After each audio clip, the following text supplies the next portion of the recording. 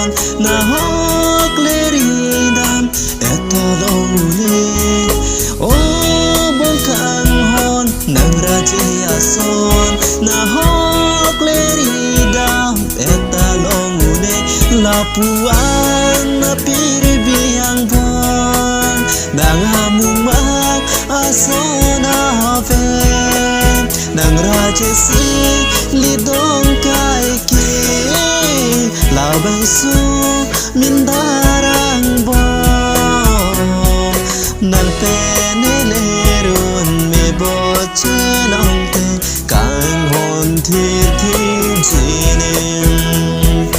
nang penelerun me bochelong te kang hon thir thir jinem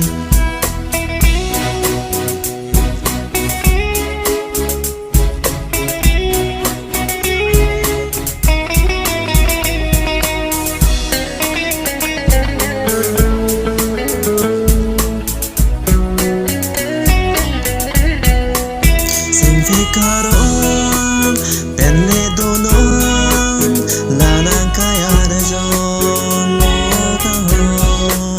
sing fialo nan pansine di maplongke do verlone nang asona mumanga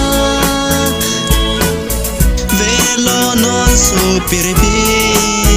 kang hon jong si nang nepan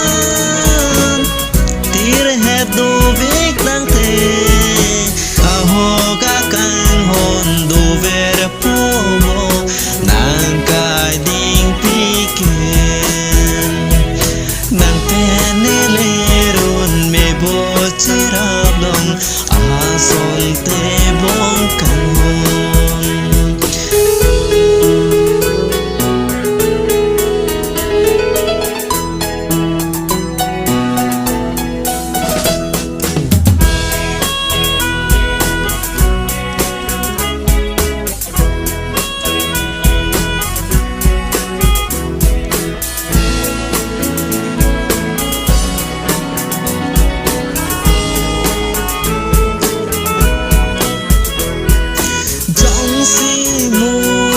por nang le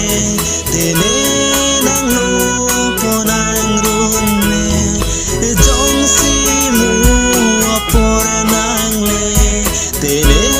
nang lo po nang run me